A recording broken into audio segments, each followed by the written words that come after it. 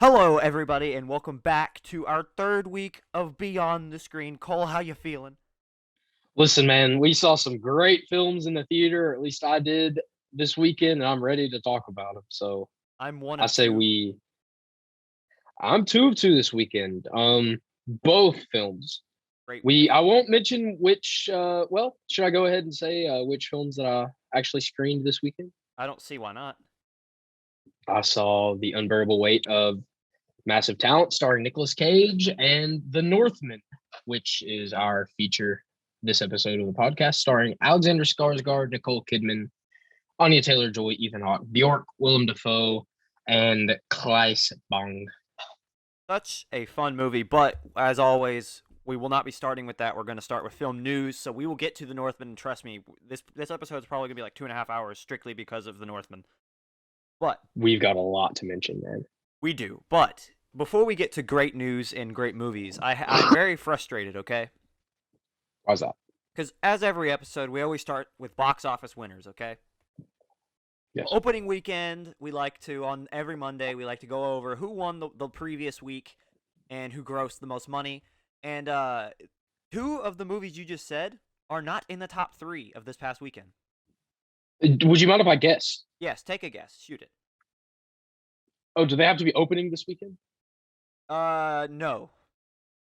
I'm gonna say that Sonic 2 is still on top, man. You know, you're very close. Sonic 2 is second. Maybe the new Fantastic Beast feature, Secrets of Dumbledore, is number one. Then You have named two of the other three of the top three. So Sonic is at two, and Fantastic Beast is third. Sonic grossed another 15 million, and wow, Fantastic Beast has grossed 14. wow. Well, what? Who What could be the who top film? won in a weekend that had both The Northman and Unbearable Weight? What third movie premiered that won the weekend? It was none other than the animated feature from Universal, The Bad Guys. The Bad Guys. The Bad Oh, the Guys, Bad Guys. grossing close to 24 million over this past weekend, opening in over 4,000 theaters. The animation style looks completely new. I like it. I like the way it looks. I haven't seen it obviously, but The movie does look really compelling. Just because, like you said, the animation style. I looked at. Hold on, I need to pull up the cast because the cast was what really for me when I saw it was like, okay, this could be a very interesting film. Um, it has this got Sam Rockwell, Aquafina, Richard Ayoade, Ayoade, Anthony Ramos, Greg Craig Robinson. Robinson. Yeah, it's got some It's good got my names. boy Marin in it. Yeah, It's Mark got Maron. Marin as Mr. Steak. Yeah. Yeah, no, it's got a pretty good cast, and it seems like the trailer was fun to watch. It seems like it's an interesting storyline. It just for me, it's frustrating that a kids movie or a family movie, I should say, outperformed The Northman and Unbearable because I felt like those movies were some of the best we will see in a while. Surely you're correct because both movies I have a very high ranking for both. Right, and I don't want to go too deep into this just because like this. I guess this is more of a personal take. It just kids movies will always demolish the box office. Like Well, when I was a kid, seems like every second or third big family movie that came out, animated feature, I would go see. that's what I'm So saying. like, yeah, parents love to take their children to the movies. Oh yeah, are you kidding me? 2 hours of getting your kid to do something else other than run around? Yeah, you can't beat it, man. It's $8 for a ticket. Yeah. No, I mean that was in. I'm not shocked at Sonic. I am shocked for how I've seen Fantastic Beasts be received. I'm shocked it still was able to hold its ground in the top three. Man, people are really mad at this franchise. They are. That we talked about it last week and probably the week before, but it seems like the things that I've read just this week, Twitter, Instagram, Reddit, even seen stuff on TikTok about it. People are just not digging the Fantastic Beast franchise. No, not at all. Not this third installment. And just looking at it, I mean, it has grossed total. I don't know if this includes worldwide, but it has grossed 67 million, which isn't bad. I mean, that's okay. That's still pretty. That's like in terms of what Harry Potter franchises usually do, that is pretty bad. But like, I mean, that's making it. Like that's surviving. Um, Yeah, I mean they're making their money back for sure. yeah, but Plus, with all the stuff with Johnny Depp and Amber Heard, surely has a yeah, massive role of course, and we're not in gonna all of go over this. that in this one because that's just absolutely like it's got a grip hold, like a death grip on all of pop culture. So we'll leave that out because Oh yeah, we're very much it seems unqualified. like the slap was ushered out and the Depp trial was ushered in. Exactly. But to compare Fantastic Beasts in 2 weeks, in 3 weeks, Sonic the Hedgehog has made 146 million. As that movie just continues to dominate. Just, I mean, just money. Just it's just raking it in. It's Oh gosh. ridiculous. Well, listen, man, the I uh I was at the theater last night really late seeing Unbearable Weight, obviously. And my best friend Joseph was ahead of me in the line. I was waiting to buy my ticket, popcorn, whatever. And the guy actually he Joseph asked the guy peddling the tickets. He said, what are the biggest, most popular movies these days?" And he said both Sonic 2 and then the Harry Potter film. Interesting. He Interesting. didn't mention the bad guys. No, interesting in our region that it is those two. Like obviously Sonic isn't shocking, but like we talked about, Fantastic Beasts is considering how well. I mean, like Bad Guys has done really well comparatively to other films. And also, like, listen, man, we live in Eastern Kentucky. Yeah, Not a lot of Sonic fans, not a lot of Harry Potter not that you'd think. fans. Not that you'd think. People come out of the woodwork to see franchise films. You know what Everyone knows this. movie? You know what movie? Sorry to cut you off, but you know what movie still made over $1 million in the box office? What's up? The Batman at 11. The Batman still made it. Yeah, it's Still, what is it, like the fourth week or whatever, the fifth week. I think this is more than 4 or 5. I think this is like going on 6. Like this is ridiculous. Really? This Oh is yeah, yeah. It's ridiculous. oh yeah. Well, it's just a quality film, It man. is. That's just yeah, it's quality, high, very high quality. And I've seen a couple. Speaking of the Batman, seen a couple sort of like meme things, TikTok, Instagram Reels, whatever, comparing the budgets of Black Widow to the Batman, and they had Mm-hmm. a very similar budget, just maybe a couple $1 million off from one another. Mm-hmm. And the CGI of the Black Widow film looks horrific. It looks awful. I Oh, mean it's that's kind of like so bad. it's so bad. Yeah. Um, and the Batman is, I mean, it's crisp. It is crisp, and Right. a lot of it was practical as well. See, So that's what I'm saying. I know I said it in week 1 that practical effects is my jam. Like that is where I live. Like if I ever became a creator, I would probably do solely practical unless I had to do CGI, right? Because it costs more and it right, looks yeah, worse. right, yeah, yeah, yeah. I It, mean, practical is the way to go. this, More fun. sorry, go ahead. Oh, go. I was just saying that it's more fun for the viewer to watch practical effects because Exactly. there's a part of you that you can tell if it's practical. Yeah. The Batman just proves our point that we're trying to make. Like they had, like you just said, they had almost the exact same budget, and one of them looks stellar, and the other one looks I wouldn't even call subpar.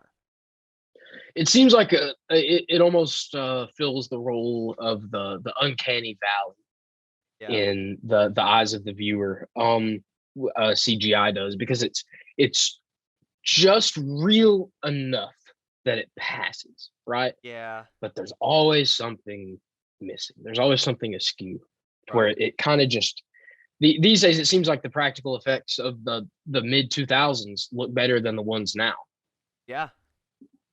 No, I because completely. they didn't look very real back then, but you know it still it achieved the effect. But now it's just one notch below something that looks like it was practical, right? And that just it never sits well with me. Right, and gonna since we're talking about the Batman late or not late last week, I think it was just last week, early in the week was finally released on HBO Max. As we've Well, said, it's a great movie, but I want to use that from one streaming platform to cut to the big news from another streaming giant. Netflix has had a rough week. They've had a real bad go of it very recently. If you've not heard about it, Netflix has been testing and are about to introduce password sharing. As this is going on, they report losses of over 200,000 subscribers like last week after our recording.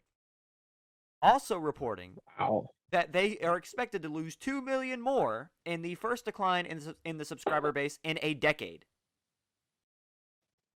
Wow. Yeah, it's the fall of Rome. The giant has finally met its downfall. Yeah, no, I mean it's insane. And so as a result, Netflix, after reporting its 200K subscriber loss and then the 2 million to follow, like presumably, they reported another 54 billion lost in revenue in one day, in the same day.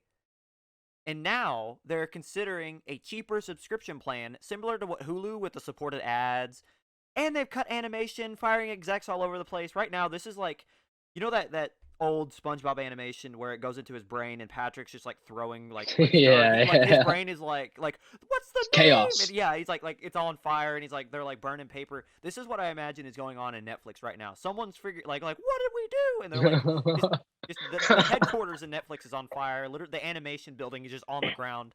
Yeah, it's bad. Well, to me, it's been a long time coming because Netflix used to have really good movies. I'm going to mention several things here. And these were movies that were made by studios, obviously, other than Netflix. And now that they've in the past few years they've shifted their model to coming out with Netflix original shows and movies as the priority rather than films from other studios. It's lost a bit of its spark. There's just not of good of content, as good of content on Netflix now. And I think something about streaming platforms that people don't really understand is low budget films. A lot of these sort of B movies that we would call them in the past that went straight to DVD back in the day are no longer going straight to DVD. They're going straight to Netflix or they're going straight to similar streaming platforms. So it seems like you get on Netflix and you have this dynamic where you have a choice between watching a Netflix original that might be really good, usually not that good, or you watch something with a budget of $50,000 that's the most boring, you know, weird drama that you've ever seen. The quality indie films are not there. The quality, studio films are not there, and the franchise films are not there. Right. So it used to have something with everybody, or something for everyone, but now it seems like it's declining. I completely agree. I think I personally I don't remember the last time I actually logged into Netflix to like search for something specific. I feel like if I've ever been bored, like in my mind HBO Max has overtaken them as the best platform right now. Oh, HBO Max is the Yeah, king, like baby. as of right now. They just have so many good stuff. And here's the thing. To add to what you're saying, right? Like you talked about how they've focused on in-house projects and they're getting these kind of movies that no one wants to watch. I think a major point that also should be made about that is that they are really hinging their bets on things that hit in the past. So like Tiger King, they had the sequel season and nobody watched it, like from what I understand. Like it was just like I didn't watch it. I did watch the first season, but the second season I wasn't interested. Like there was no more No, story. yeah, the story is told. Yeah, he's in jail. Exactly. And yeah, I have no idea. They're coming out with a movie too, and I think it's what Kate McKinnon as Joe Exotic. Is that right, or Something did I like just that. like Yeah, I, dream that I up? I actually think that isn't that a series, and I'm pretty sure that's not even on Netflix. That's on like Peacock. Yeah, it's called Joe versus Carol, and it's Yeah, it's it's out. It's out right now. It's on Peacock. It has yeah, a 33% on Rotten Tomatoes. yeah. Um, no, Kate McKinnon's Carol Baskin. I don't know why. No, I know what you meant. I knew Uh, what you meant. yeah, well, no, in my head, I thought she was Joe Exotic. Oh, really? I thought you just misspoke. Yeah. No, not at all. I just thought that. It actually has Kyle MacLachlan in it as Howard Baskin, Carol Baskin's husband. Interesting. Which, yeah, I don't know how the Joe versus Carol show got McLaughlin to play that role, but there must have been a lot of money involved. Yeah, only to get 33%. But coming back to Netflix, the point that I was trying to make was that like not only I brought up Tiger King, another show that I think is coming to an end. I don't really watch it. Stranger Things 4, the fourth season's coming out very soon, and we talk about all this money that they're funneling into these projects. Stranger Things, each episode for season 4 cost 30 million to make. Jeez Louise. That's yeah, like if that doesn't say enough about Netflix, I don't know what will describe the point we're trying to make here. Do you like Stranger Things? I like the first season, but I have this really, really bad habit of like if something gets really big in pop culture and I see it all over the place, I'm like turned off of it because I'm tired of seeing it. I see that. Yeah, see, I've seen all 3 seasons. Season one, it's great. I would argue that's already iconic. Season one of Stranger Things. I mean, Right. it's a big part of our, the zeitgeist of our, pop culture, Right. especially our generation. Season two, it's good. Season three is exceptional. It's very good. So I'm Interesting. excited for the fourth season. Yeah, I love Stranger Things, man. Yeah, I might go I back think and give it's it a chance then. it's high quality. Oh, it's a super high quality. Yeah. Interesting. But so would Yeah, you well, would I saw. go ahead. Oh, sorry. No, no, you go ahead. I saw a headline right here. It says Stranger Things 4 cost more than Game of Thrones and The Mandalorian combined. Yeah. Like it's ridiculous the amount that they put into Yeah. this. And I get why. I just like to the point that we were trying to make earlier, like this could be a great thing. But I just don't know if like I understand Stranger Things is huge and I've read somewhere they're talking about like spin-off shows. I just don't know if like 5 years ago you could do anything and slap Stranger Things in your headline and you get reads. I don't know if it's the same anymore. You know what I mean? Oh, well, we'll have to see what season 4 holds Yeah. because, I mean, they ended with a great cliffhanger on the last part of season 3. I won't spoil it for you. Cliffhanger sort of resolved, or at least more information is given in the trailer for Yeah. Stranger Things 4. I'm excited to see where it goes. I have a lot of passion for the franchise. I do. It's one of my favorites. Yeah. No, I respect. And one thing, and this is going to lead into our next headline. Another thing that Stranger Things was heavily inspired by was obviously D&D, right? Like that was a big thing that they play on is this D&D type thing. Like the kids play it in the first season. I know that. I don't know how it continues throughout the series. I actually think that this upcoming season has like its main villain is directly from the game. Oh, really? Yeah. I don't remember what it Well, was yeah, called. the Demogorgon is the villain of the first one, Yeah. the sort of monster, and that I don't think that's from like actual D&D. I think that's from like the sort of D&D um that they create within the universe of Stranger Things. I'm not sure, Right. but see, I'm a D&D player. I've been a D&D player for quite some time, Uh-huh. so that really hooked me. The first season, seasons 2 and 3 don't have much to do with it. There's some callbacks, Yeah. but I'm glad that season 4 is kind of returning to the roots though, because that seemed to be the core like sort of thematic inspiration for the first season, were tabletop games as well as obviously E.T. and Stephen King and all these like 80s pop culture, sci-fi things. Yeah. And that was something that I remember very vividly because I watched the first one when it was new, the first season. So it's like I remember that being a big deal. But you being a D&D player and we're talking about all this stuff, this news, I don't know if this is going to get you excited or if this is going to turn you away. But there is a Dungeons and Dragons movie coming out starring Chris Pine that they just gave the title Honor Amongst Thieves. It stars Michelle Rodriguez, Justice Smith, Regé Jean Page, Sophie Lilly, and Jason Wong, with Hugh Grant playing the main villain, Forge Fletcher. Wow. Well, I'll probably see it. What was the title of that again? Honor Amongst Thieves. Dungeons and Dragons Honors Amongst Thieves.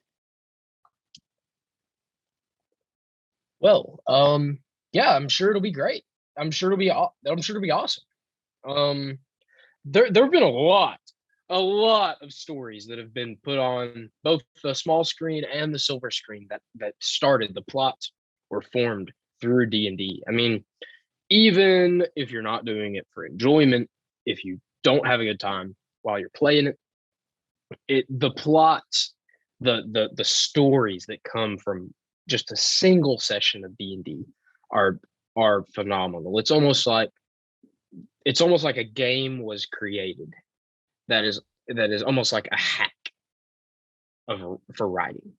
It's like you will have a phenomenal story no matter what you do during the session. Um, so anything D&D, I'm about. I'm all about it. Yeah. Some of the best times I've ever had have been sitting around the table with my buddies, sipping a beer, playing some D&D. There was something about just the way that the title card looked when I saw it that just like it made me feel like a kid again. And I'm not an avid D&D player, like you are, but like just looking at it and just like I've heard a lot of descriptions about D&D, and I feel like I would heavily enjoy it. Um, Oh yeah, you'd be hooked, man. oh yeah, but like just looking at it, like just the title and just like I mean I like Chris Pine, so it's like this is one I'm interested in. I don't like I'm not as excited as you are about it, but like I am like okay, this has me intrigued. Like I'm my curiosity is piqued. I think I've missed out on a lot of the Chris Pine roles. I mean, as you know, I'm not a huge like DC guy, and he's in the Wonder Woman films. Um, I haven't seen a lot of Chris Pine. Obviously, well, not obviously. I'll just tell you guys straight up. I love Star Trek and Star Trek Into Darkness. In my opinion, those are some of the best reboots of all time. They are so good. The third one, not as good, but yeah, that's a franchise I really like. Really. I think so. I mean, I could just be making this stuff up. Season 2 of Picard is currently, or it just came out, or it's currently airing. I'm not sure, but I was actually talking to my brother. He's a really really big fan of Star Trek: The Next Generation, as am I, and he said he really really liked the Picard series. I've heard a lot of good things about it. Yeah, what is it streaming on? Oh, Paramount Plus. Yeah. Where you say it's Paramount. Yeah. Oh, I forgot. Yeah. Oh, that's one of Paramount's biggest things. I don't remember who owns, because I don't think Viacom owns Star Trek, because Viacom owns like Nickelodeon and Paramount. Like that's like the parent company. Right. But I don't think they own Star Trek. I don't know how they like what dealing rights they get with that. They might own Star Trek. I don't think they do. If Star Trek started like it wasn't a BBC production. What was it? I don't remember. I don't know who produced the original Star Trek. Because if it's Viacom, I'd be shocked. I couldn't tell you. Let's take a quick look here. Gene Roddenberry was the writer. He's an American writer in television. I always thought that the show was more English. Oh no, it's American. Interesting. I don't. Star Trek: The Original Series. I mean, this is not, and I reiterate, this is not the first podcast where people have given this opinion. But Star Trek: The Original Series completely pales in comparison to Star Trek: The Next Generation. Interesting. Once again, like have you ever seen either? No. I grew up like I was a big Star Wars. Like as a kid, I watched Star Wars, like Transformers. Like I was like a nerd. I never watched Star Trek. Harry Potter was a series I watched. Yeah, I was watching The Next Generation as like a young child, and it's a quaint show. It's really smart. It's almost like an intellectual's fantasy of a television show. Interesting. It really is. Yeah, I feel like that's another thing I feel like I'd enjoy. Like it's steeped in history and culture and psychology. So art. Would you just say just watch The Next Generation then? Oh yeah, just take a look. Take a look at like maybe like a best episode list or something, because most of them, you have two types of episodes. They have the standalone kind of one-off episodes, and then you have episodes that are part of a greater arc. Usually a 2-episode arc. They're like season finale arcs, season opener arcs. Yeah. Watch one of the standalone episodes, and you'll be hooked. I promise. I'll put $100,000 on that. Yeah, I'll say this before we move on. I told you how I have an issue with series. Like I've had it since I was a kid. Like I just don't know what it is. I don't know if it's the ADD in me where I just can't finish a series. Like that's why I like movies are my thing, because like you watch it. Yeah, we're movie guys. Yeah, like you sit and you watch like something in the cinema, and then it's over, and then you wait till the next part and you get all the story that was told in that segment. Whereas like for me, a series, I think the biggest thing about it is that like I gotta sit and commit like 6, 7, 8 hours like or more to this show so per season. much. Yeah, per season, and it's like I said, the one show recently that's gotten me to do that has been Doctor Who. The other show that I watch that's not nearly as long that I'm really or I need to keep watching that I'm hyped to finish is Attack on Titan. Um, Oh yeah. My friends watched that. I haven't started it yet. yeah, it's let me tell you, the first 2 seasons are phenomenal. I'm in the third, and it's still really good. And the fourth one's coming out right now. This isn't a show though, like a show podcast. This is a movie podcast. But I will say, Attack on Titan is great. Doctor Who is great. Watch them both. And I will give Star Trek Next Generation and anything subsequent that a real shot. I have seen the J.J. Abrams reboots. Didn't really understand what was going on, but like had fun watching it. So now I will understand after I watch it, like from the beginning. Well, I mean, they're about Kirk and Spock and all of them. Like Yeah, yeah, it's been off the original series, and I've seen it. I've seen several episodes, but very many episodes of it actually. But it never was my cup of tea. It's a bit goofy. It's antiquated. It's outdated. It's silly. yeah. It's not as smart as the Next Generation at all. It teeters between slapstick antics and hard sci-fi. Oof. And it seems like the characters, they're lovable, and I guess it was just a big part of people's culture back then. But to me, as a viewer in 2022, they do not mesh at all. Yeah. And I think that's Not into it. I think that's a good note to leave Star Trek on because we got 2 more things from Netflix. Number 1, Will Smith's Bright 2 canceled. Netflix says it's not because of the slap. Beg to differ. Yeah, well, Bright. Everybody loves that movie. Yeah, and they're not getting a sequel now. Dang. Netflix keeps taking them L's. But a potential W for Netflix is Zack Snyder confirms that the initial filming for their blockbuster space opera Rebel Moon has begun, with initial images from the sets being released.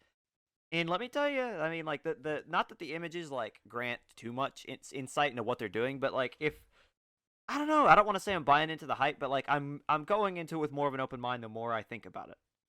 Listen, it started as a Star Wars script. I love Star Wars. The 2020s have already just cemented themselves as the decade of space operas, epic space operas in the 2020s, man. So I'm ready for more of them. Let's give it up for another 8 years, a decade of just fantastic, reaching world building. That's what I'm so ready for. And I know you can agree with this. As a writer, like that kind of stuff is what you strive for. And Right. the thought of this being like a mainstay in our just cinema, I just get chilled. So happy. Oh, and speaking of sort of genres that have gained popularity, hate to speak on the Northman, but sort of the slash and burn, pillage and plunder Viking movies have always, it seems like lately they found themselves on the small screen in shows quite like Vikings, which a lot of people really liked that. I never saw it, but I got a feeling that after people see the Northman, there are going to be more of these movies made. There has to be, and I just want Robert Eggers to get more appreciation from a wider audience. Like I know we just have to admit something here. We're a niche audience. Like we are. We're film bros. Yeah, like there's not a lot of people like us that will like just go seek Robert Eggers. I know he's like well known because of the movies he's done, but that's because people like me and you discuss it. Well, they watch things like The Witch and The Lighthouse on streaming platforms. They don't watch when they come out. Right, that too. Like they see it, they hear about it, and they see it when it comes out, and they're like, "Oh, I'll do this for free," and that doesn't help Robert Eggers. No, and these movies are so much better when you see them in the theater. Gosh, okay, we can't listen. I can't go down this rabbit hole right now. This is not the right segment, but we need to come back to this point because I do I have the just watching it in theaters was just ridiculous. Okay, anyway, moving on. There's always a bunch of news about Marvel, and here we are. Thor: Love and Thunder last week released their initial trailer, racked up over 209 million views in its first 24 hours, as expected. It's ridiculous. Well, didn't No Way Home get like 1 billion? It did, but that's still just 209 million is a lot of views. It's a lot of views, yeah. No, I mean, Spider-Man's a much more popular character than Thor. Right. But still, it's insane, and it was a funny trailer as we discussed last week. I enjoyed it. Yeah, what's going to be better, Multiverse of Madness or Thor: Love and Thunder? Multiverse of Madness. Are you kidding me?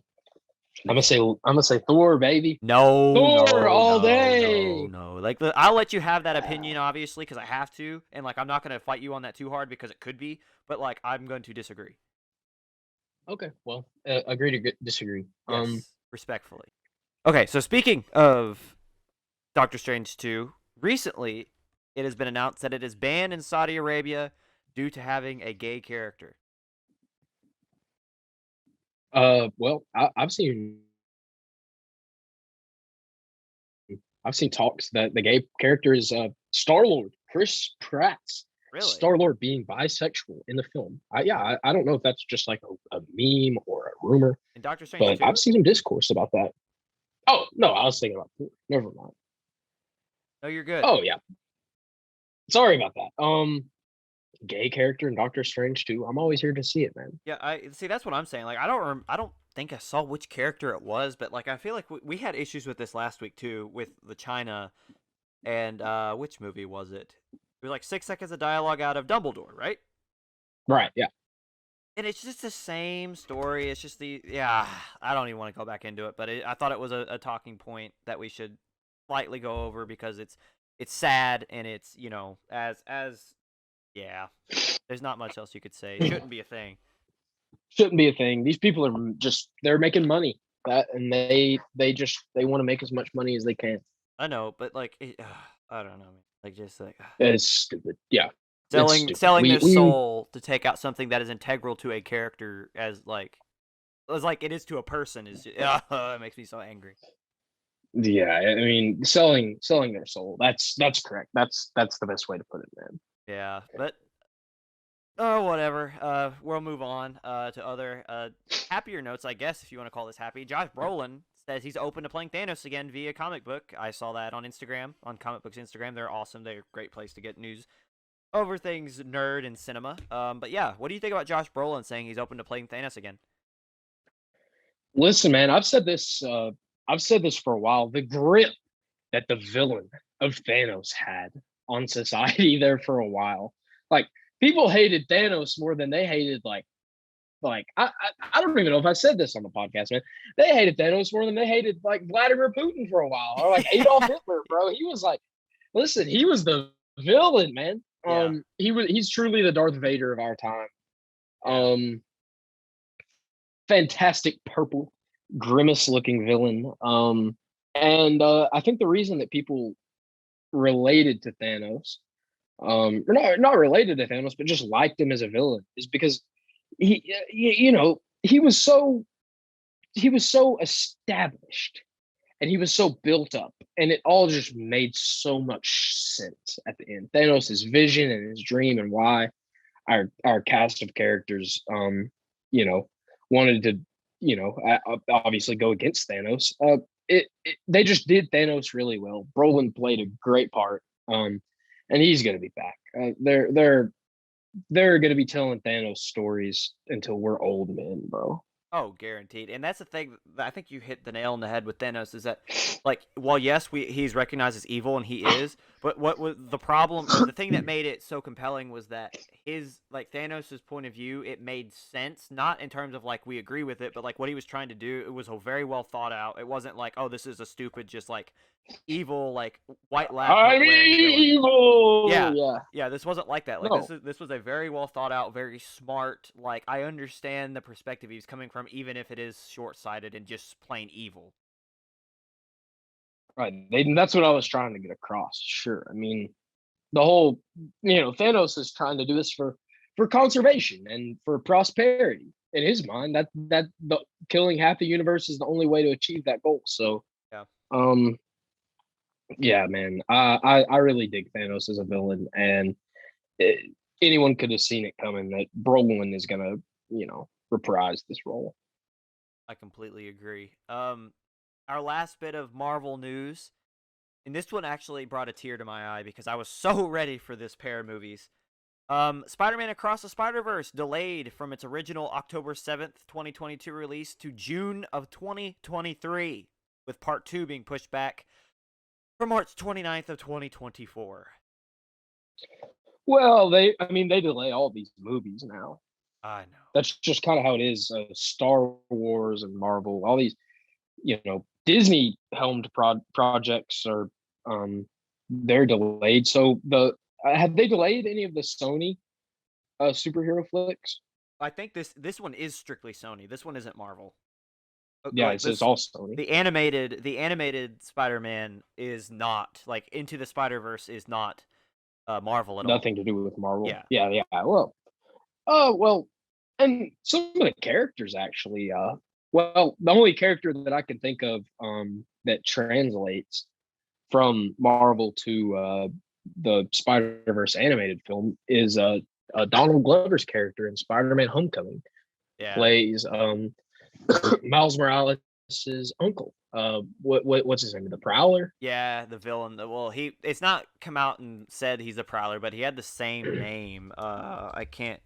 Now that you asked me, I can't think of it. But his what was his name? Uncle something. Oh, this is so bad that I can't remember his name.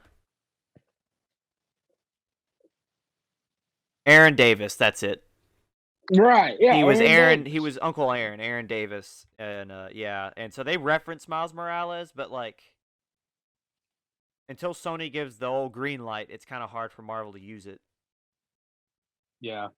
They will though. I mean, eventually. these deals will be made because there's so much money in bringing Miles to the the live action big screen. Completely. Other film news.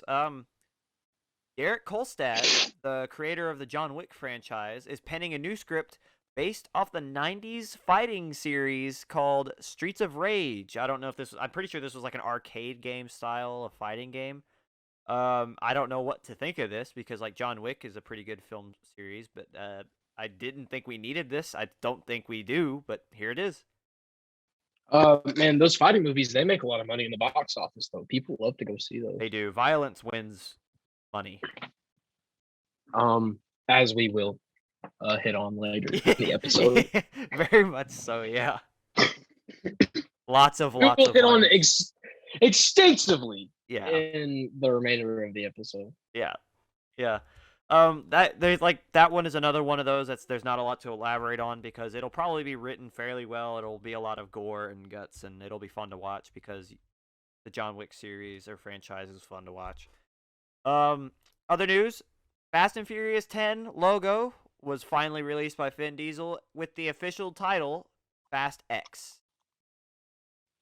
You know, if you would have given me 5 minutes to sit down, piece of paper and a pen, say, okay, Fast and Furious 10, what's the title going to be? I could come up with that with time to spare. Fast X? I mean, that's the obvious choice. What else are you going to call it? I agree, and as I've said before, this series just it needs to end so fast because after the second one, it's just been a downhill slide from here. If you're a Fast and Furious fan, respect. I don't know how you sit through 9 films up to this point. You're probably gonna sit through a 10th, and I'm still gonna look at you like you're insane. Um, but yeah, Um, Still, I think I talked about this last podcast. I've never seen one of them. first two are pretty good. Yeah, Pretty good. That everybody likes them, man. yeah, Tokyo Drift. and I'm sure that there are other good ones that people are like you're missing out on the other Fast and Furious, but nah, I I'm Man, okay. I'm looking at some of these and I've never heard of them, man. Yeah, I've never heard of them at all. Like the third one is called the Turbocharged. yeah. The Turbocharged? What? I've never heard of that. Los Bandoleros? Never heard of it. Okay, Yeah, so I will say after it's so kind of funny that they called. sorry, go Go ahead. ahead. All right, fine then. It's funny that they called the first one the Fast and the Furious, Yeah, but to me it seems like the 2009 is also called just Fast and Furious. it is. Yeah. I don't know. It. See, okay, the first one and the second one were pretty good. The third one I don't even remember. And then Tokyo Drift was the fourth one. So three of the first four are good, and then everything after that in my mind is just boy. Yeah, I don't know, man. Exactly. Like they're. I don't know. I'm not going to elaborate on this. Maybe we can get a guest on a podcast eventually that's seen all of them, and maybe they can like spit the dip out of their mouth and Yeah. talk about it for a second. Yeah, no, yeah, no, complete facts. Other news, the video game It Takes Two is getting its film adaptation, and it is coming to Amazon with none other than Dwayne The Rock Johnson producing and potentially starring. What do you think of another video game adaptation with another star as Dwayne The Rock? Well, it's got The Rock, and it's a video game movie, so he's gonna buy maybe a new Maserati after it premieres. So Yeah, hopefully he'll pick the right supercar to buy. yeah, and It's gonna make a lot of money. there's gonna be a scene in it where he's in the jungle wearing a tan shirt, and he will make, like as you said, he will make bukus of money, and we will once again be reminded why Dwayne The Rock Johnson is, like there are talk of him running for president, but that's not what we'll talk. No. I'm currently at my girlfriend's house. And I can't really speak of Dwayne the Rock Johnson around her lest she becomes too aroused. So I I have to stay away from talking about The Rock because she's a big fan, man. Like Right, a big fan. rightfully so. I won't go into in depth in it, but like I feel you. But on that Would you note, vote for him? Would uh, you vote for him? I don't think so. I would like to think that there'd be Oh someone yeah, more I'd vote for him. qualified. But anyway, not politics. Stop, Cole. Stop. We got to move on quick. Sorry. Reports say superstar acting duo Matt Damon and Ben Affleck are writing, producing, and starring in a film about Nike's attempt to sign Michael Jordan in the 1980s. Sounds like it'll be a banger of a movie. I love movies like that. Kind of like The Social Network, where it's like it's just about like a company or like The Founder, even, Yeah, which is one of my favorite movies. I love The Founder, man. yeah, I love Michael Keaton.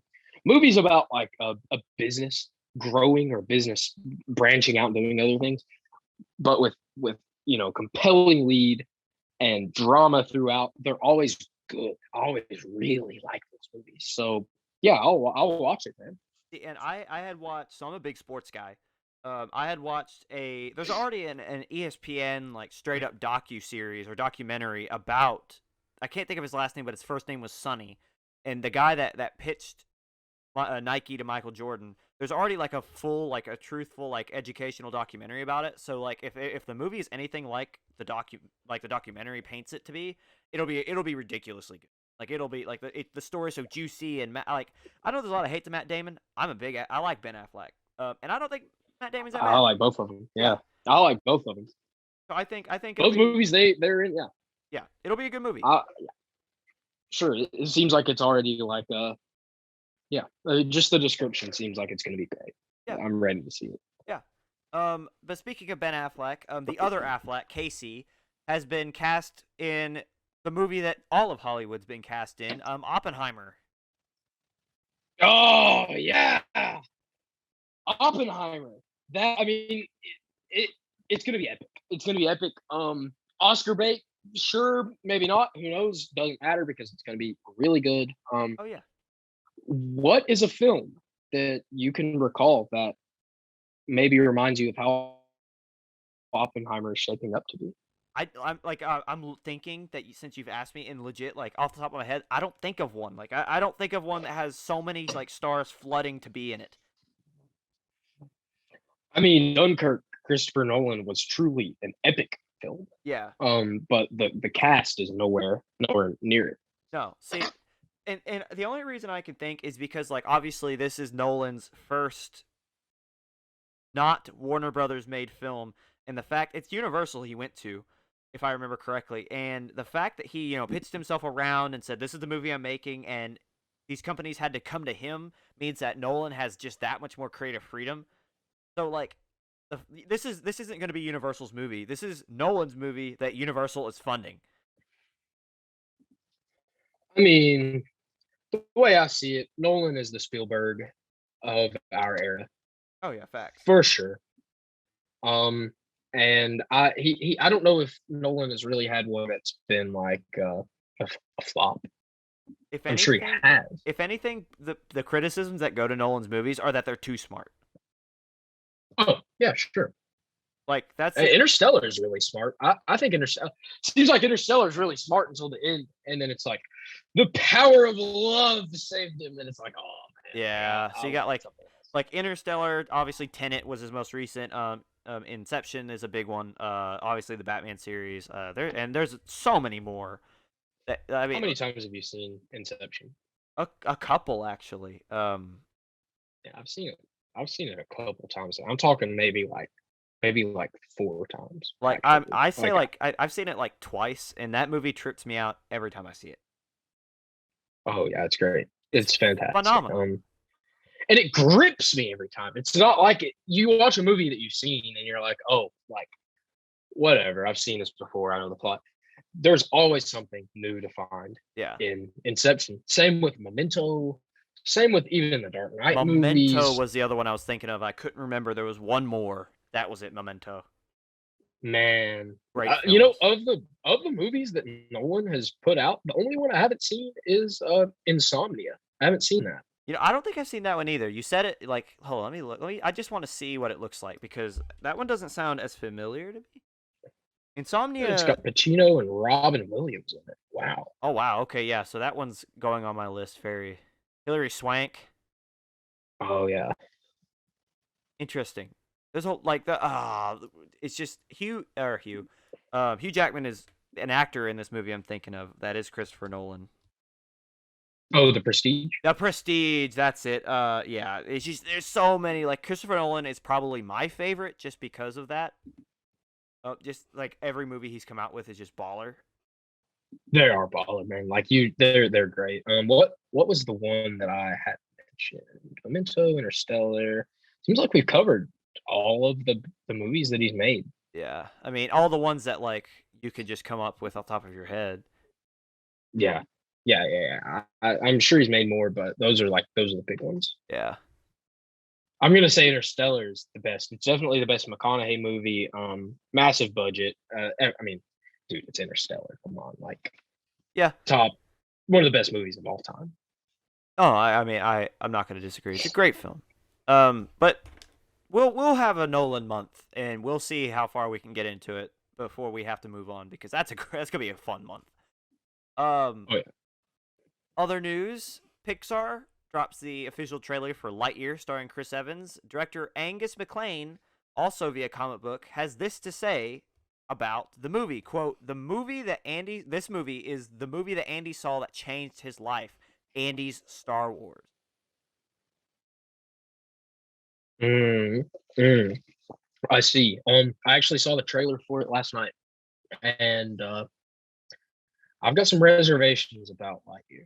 I definitely do, actually. Like I've got some massive reservations because the trailer was weird and the comedy was off-putting and strange.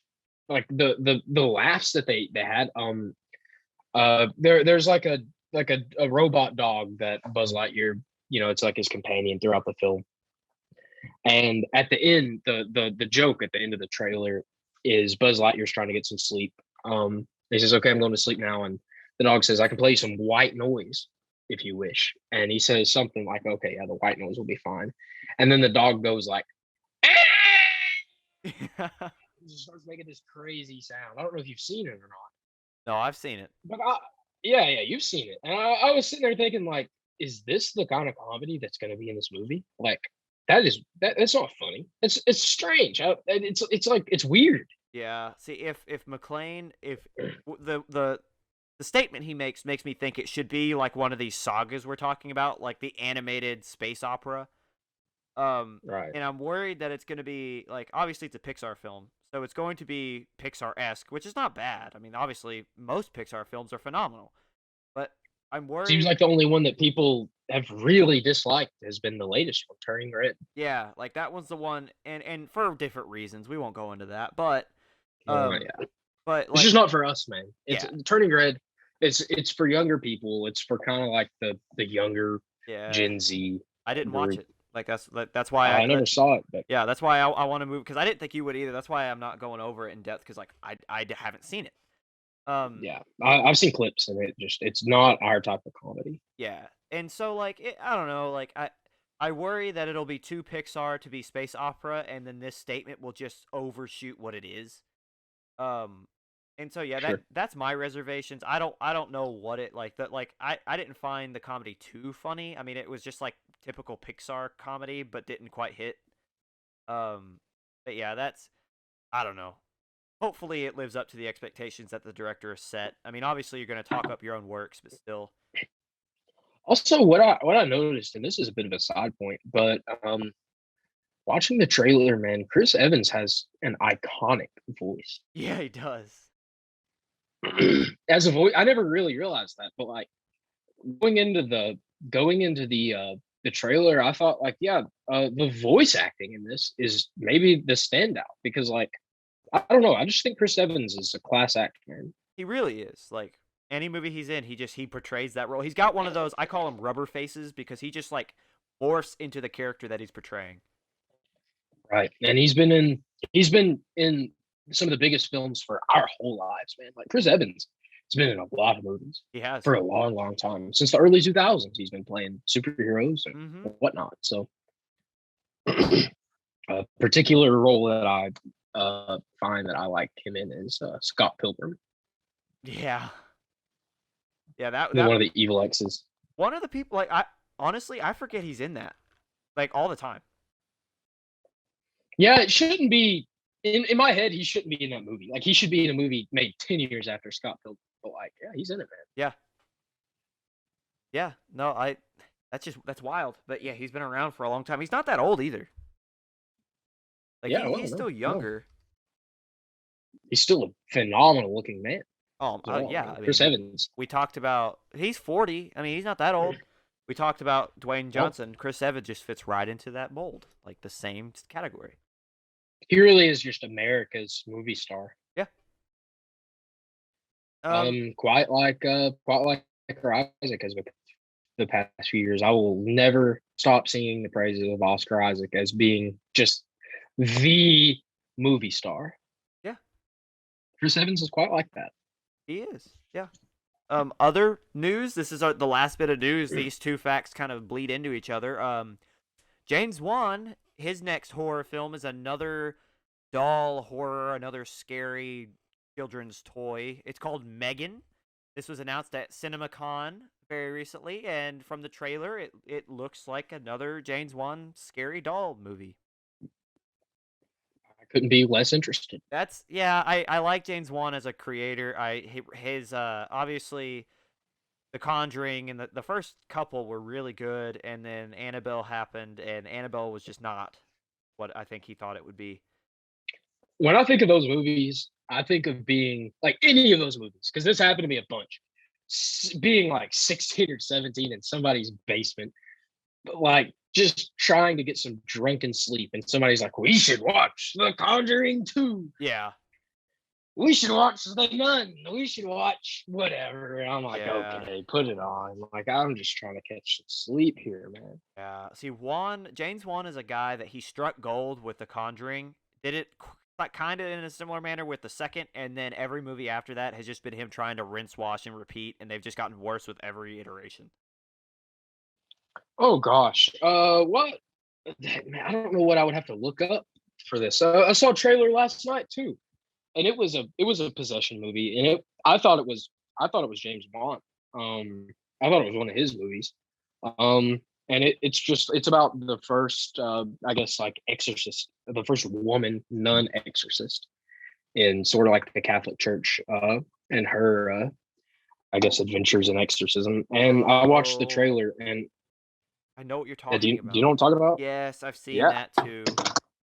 I can't tell if and it that's gonna be just good or seemed not. like, well, some of the parts of the trailer looked really scary Yeah. actually. And I thought that it might be, it seemed like it might have been an original take on the genre. But the thing about it is, when I think of that genre, I think of 2016, man. Like that genre, I'm done with it. Like if you put Yeah. out another exorcism movie, it better be good, or else I will crap on it eternally. Yeah. No, I don't know. I don't know. Like I know the movie you're talking about. I can't think of what it was called, but I worry that that's just another one of what we're describing. Hey, would you mind if we did a little side note too? Just out of curiosity, I have a question for you. Yeah, yeah, yeah. What is your favorite horror movie? Oh, good question. See, I like horror movies. I wouldn't say that's my favorite genre. I used to like Oh, I mean, see that horror is my favorite genre. I've always said it. Like I'm just a horror guy. when I was younger, I loved it a lot, but then I kind of fell out of it, and I haven't really watched a lot recently. Um, Well, it's just so convoluted is the thing, the yeah, genre.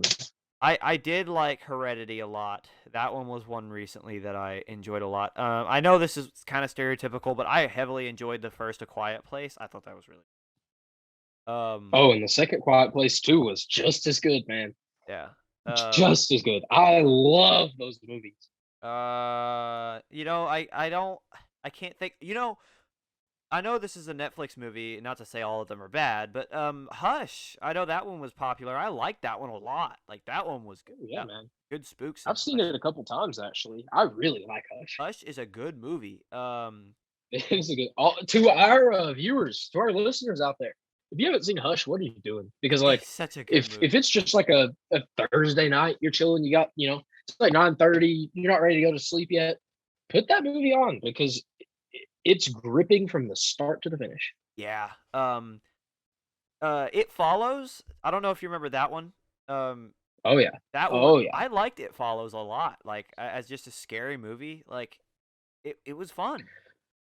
Well, I like It Follows as a scary movie, right? It's a good horror movie, Yeah. but the part that shines in It Follows, the part that shines brighter than the sun is the sheer timelessness of the movie. Because if you can remember, all of the cars in the movie are they're old cars, right? But it's Right. seemingly set in the 21st century. They have cell phones, but they're these seashell sort of devices. They watch old movies on black and white TVs with two big rabbit ears sticking out of them. The Yeah. movie in atmosphere and in set in mise en scène, Yeah. uh, the director really went for we're making a movie out of time and out of place. Yeah. It can be set in any time period. It can be set in any place, seemingly just like in North America. And that the cinematic style and quality of It Follows has always been in the back of my mind while I've written and while I've formulated ideas Yeah. because it the it's just so well done, man. It's so good. I thought you and It Follows. I thought like because that's a great point. That's something that like I noticed a little bit of. I couldn't quite label down a time, but when you put it that way, that just makes the movie that much better. I thought you were going to talk about the scene where the main character, I can't remember her name, but she runs up the stairs because she's being followed. And obviously, they're the only ones that could see it. And when she runs into her sister's room, and you see the eyeless tall dude walking behind her. Oh yeah, he kind of shambles past Let's the see. door Yeah, frame, so man. that scene in particular really unnerved me. And we talked last week about in The Witch where the devil kind of like slyly just moved into the camera. I think I'm realizing a theme here. If That's a good way to have the villain pop up, Yeah, right? like just like if it's spooky looking, but it's also super nonchalant. Like it's not like it jumps out at you, right? Because you're expecting that. But when it like just meanders in and it's just like it's acting like it's supposed to be there and you know it's not, that is terrifying. There's something super unnerving. Oh, you said it the best. And I'm trying to think of another example of that. Maybe we'll retouch on that later, maybe in a next episode because that really is a great that's a great theme in in horror films. And of course the tradition started by Hitchcock and then um uh expertly built upon by Spielberg with Jaws is the idea of don't show the villain until the end. Don't show the monster until you have to, right? Because that's what builds suspense. Right. And the way It Follows kind of swings that trope with showing the following entity from afar and showing it, way down the street. or just Yeah. showing it sparsely a few times through the movie. I mean, it just that's how you make a scary movie, Oh man. yeah. If you show, yeah, like build that suspense, build that tension, man. I think everyone knows that at this point, though. I mean, Oh, it's that's how a good horror film is. Yeah, just giving that feeling that you know it's coming, but you can't stop it. Like it's always and you there. can't Like see. every Yeah, second it's that you're always not following. running, it's only getting closer, kind of feel. Oh yeah, I mean, it's that. That's just that. The that's the stamp of a good horror film, in my opinion. That's the number one thing that um that makes a horror film good. And this is something I'm gonna plug here. And I meant to plug it last episode, but I watched the best isolationist piece of sci-fi horror I've ever seen in my life. It's better than Alien, it's better than The Thing, and it's contemporary. Okay. What is it called though? I don't What is it know. I called? don't know. That's a great You don't question. know. You're the one plugging it. Um, Well, while you're looking for that, I think another good movie that plays on everything you said about like not seeing the villain or well not seeing it to the end or not seeing it all is Bird Box, the one movie that controlled all of 2018. Um, right. that one was really good. That one was one that I thought of.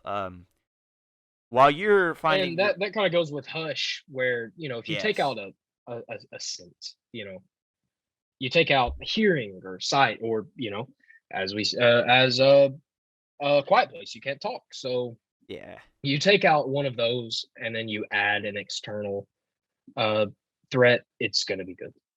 right. And our final, while once again, while you're still looking for that movie that you're gonna plug, speaking of all the horror, Bloomhouse, the powerhouse of horror films and kind of these thrillers, they've got 4 movies coming out this year. You got The Black Phone with Ethan Hawke starring as the villain in another Stephen King adaptation. Firestarter with Zac Efron starring. Vengeance. Firestarter, Firestarter, really? Yeah, Stephen King. yeah, Awesome, awesome. Oh gosh. yeah, Man, Firestarter is one of my favorite books of all time. yeah. I love it. I've not seen the old film actually, but listen, man, if you haven't read it, I've got a copy. I can lend it to you. It's first edition, um, one of those graphic cover copies. And like I said, I think I've mentioned that I'm a huge Stephen King guy, and Firestarter, one of his older efforts and one of the best. Yeah. So you've got, like I said, Black Phone with Ethan Hawke, the Stephen King novel adaptation Firestarter, starting at Zac Efron, and I would like to read that. You've got another movie called Vengeance, written by The Office's B.J. Novak. He's gonna also star in it. And then to end the year, we have Halloween Ends, the end of the trilogy of the new version of retelling of the Michael Myers saga. Those Michael Myers movies, the new ones have been done really well. They have. I really Yeah. liked. I felt like the obvious. It's here's the thing with slasher films. There so much stupid things happen, but you have to take them at face value because the whole point's not so much the story, it's so much. It's more so like the gore. Right. So yeah, I feel like they've been done well for what they're trying to shoot for. You know. Well, it just seems like there are only so many ways that you can do the Halloween movies. And listen, brother, they have done them every way imaginable. They have. They, I mean, the same thing with Jason and all these popular characters. I mean, think of Jason X. I mean, they've done it every way, and it seems like the new Halloween movies they're returning to their roots for sure. But they're good. It's a passion thing for Jamie Lee Curtis. You can tell she loves the character. She's Yeah. been very vocal about that. Um, and at this point, Laurie Strode has become almost as iconic as Michael Myers, Oh, without a doubt. Like I without never. a doubt. I'm very happy that they were able. And this will be the end of our segment here as we move into the discussion of the movies we or you or we both saw this weekend. I love the retelling of the story that she was never his sister. I felt like that was a dumb take anyway. Like I felt like it took away from like the mystery of the character. But yeah, Yeah, I don't know. They're always gonna jump the shark with with slasher films. It just seems like it's a quintessential part of making a slasher film. Is you gotta change it up and you've got to be weird with it, and I that's just know. how it is. I know, but still, like if you're gonna make it, like I said, I know you got to take it at face value. But I love the thought of Mike Myers just have gone crazy one day. Like I like the idea that he is just mysterious, he is evil for whatever reason, and that's as much story as I want with a Michael Myers film. The rest of it, I want to see them Sure, trying yeah. to kill him and him just killing I everybody. want to see I want to see people get cut up. That yeah, like that's the whole point. So Yeah. yeah, like Uh, if you get too deep into the story and you're trying too hard to be a storyteller and not a slasher film, you kind of ruin the movie. okay, time to plug my newest discovery. Plug it. On Netflix, there is an anthology series called Oats Studios. And Oats Studios is a very different sort of thing because they are both animated and live action shorts, right? These are small, solo standing stories, and most of them are, there's some comedy skits in there as episodes. Most of them are sort of like sci-fi slices of life almost. You have these brilliant and uh, genre bending sci-fi visuals, right? I saw every episode of the Oat Studios production on Netflix. I liked them, right? Some of them didn't hit, some of them were weird, and you could tell they were like kind of half baked, half finished. Um, and the point of Oat Studios is that these these shorts were put on YouTube and now they're on Netflix, but they were for filmmakers to see and then possibly expand on through future films or video games, right? So it's kind of a different model than what we're used to, especially with it being on Netflix. All of the episodes are okay, except for one. It's called Zygote, and it is really, really good. Like, like phenomenally good, man. Some of the best horror, some of the best sci-fi I've ever seen. So I'm gonna ask you, Ryan, just so I can get your reaction. Look up Oats Studios Zygote, Oat and then Studios on Netflix. just look it up on Google Images, and then take a look at the monster. Okay. Oh, you say oat like OAT? OATS, Oats. Oats Studio Zygote. Yes. Okay, here we go. Images. Oh my sweet. What is this thing? It's an amalgam of Like human of body miners, parts? human bodies. Yeah, it's something like the way it described is it's all the eyes and all of the hands of the victims of this monster with 40 rat brains fused together as a brain, right? Oh. And it is the most terrifying being that I have ever seen put to life through art. Yeah, Viewers out there, watch it. this thing looks like hellish. It's some of the best creature design I've ever seen, and some of the best cinema I've ever seen. It's only like 20 minutes too. It's a perfect setup, perfect chase. It's a lot like The Thing. It's a lot like Alien, but it's taking all of the entries in the genre, the very specific genre of isolationist alien horror, and doing it in a concise and perfect way. I've never seen a better effort at making real horror that has a lasting effect on the audience. I mean, this was the most terrifying thing I'd ever seen. My mouth was open through the entire short. It's on YouTube, I think. If you don't have Netflix, you got to watch it. If you don't watch this, I will be under your bed tonight Yeah. with a gun. Oh You know no. what I'm saying? Oh, okay. Yeah. This is going out to the viewers. If you don't watch this, I will burn your house down. Yeah. Okay. And with a threat of our viewers in danger, I'm going to move us on to the next segment. All right, and up next is our actually I'm gonna let you go through your Unbearable review before we do. So, yep, that's coming up. All right, Cole. Here we go.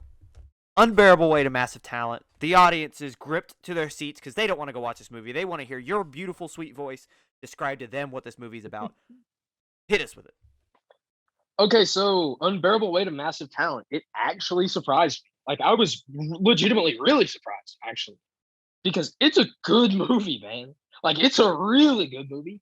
And all of the Nicolas Caginess that has ever been on the silver screen is embodied in this film. It is a love story to Nicolas Cage. The first line of the movie is it's in Spanish, because one of the characters speaking Spanish. It is Nicolas Cage. That guy is an effing legend, and that's the first line, and that's pretty much the theme of the movie. It's like it's years of Nicolas Cage come together. It's a movie about movies, and the personality in the movie, just the sheer personality and the chemistry between the characters, especially Nicolas Cage and Pedro Pascal. It's something new. It really is. I watched the movie and I said, okay, well, this is an action comedy. You have people in the poster with guns and flaming cars and stuff. This is just going to be sort of a Nicolas Cage little fun action movie. It's really not, man, because the plot is actually really, really original. Okay, so Nicolas Cage at the beginning of the movie, he is struggling hard with his career. He's very much in debt. Um, but more importantly, and much more to Nicolas Cage's avail, is his family resents him. His ex-wife and his daughter, they're tired of him because everything is constantly about himself. Nicolas Cage is written as being self-absorbed, and everything is about him. Everything is about his movie taste. He's constantly talking about movies. The Cabinet of Dr. Caligari is actually a movie that he talks about throughout the film Unbearable Weight of Massive Talent, which is something that we're going to cover here really soon on the podcast. Yeah, we discussed it somewhat Um, last week too, which that's awesome. right, yeah, that's his favorite movie, and he's constantly it's a quip, or it's like a trope throughout the movie that um, everyone wants to talk about themselves, and everyone wants Nicolas Cage to just be an understanding and lend an ear to them, but all he wants to do is talk about the Cabinet of Dr. Caligari. So anyway, he's struggling. He's making a fool of himself. He's really cagey. He's really just he's strange, but in a good way. I mean, it's Nicolas Cage. Everyone knows him and everyone loves him. We've grown to know this man and all of his Nicolas Caginess. So he's down on his luck, and then his agent, played by Neil Patrick Harris, has an offer for him. The agent has got a call from the character Javi, played by Pedro Pascal, to for Nicolas Cage to be the guest of honor at his birthday party. And the price is $1 million. Nick Cage is going to get $1 million for doing this. So he flies out there. They're in Italy, and he goes out there, and immediately Javi is an awkward man who, throughout the film, you realize is a Nicolas Cage super fan. He loves Nicolas Cage. He he loves everything about Nicolas Cage, having never met him. He already loves Nicolas Cage as a man before he even shows up to the island, right? So Nicolas Cage shows up, and Javi's very nervous to meet him, but they hit it off immediately and they fall in love. They have a platonic friendship, and it's described that Nicolas Cage has never made a friend like Javi in many, many years, and he has the best time possible with Javi, and it's a beautiful friendship that unfolds in the first act of the film. And then Nicolas Cage is kidnapped by the CIA, and they tell him that Javi is actually a uh, uh, a drug and arms kingpin, right? And that he is a vicious and ruthless criminal mastermind that is stopping at nothing before expanding his operation and swinging the election of one of the Italian uh, politicians in order for them to be more cartel friendly.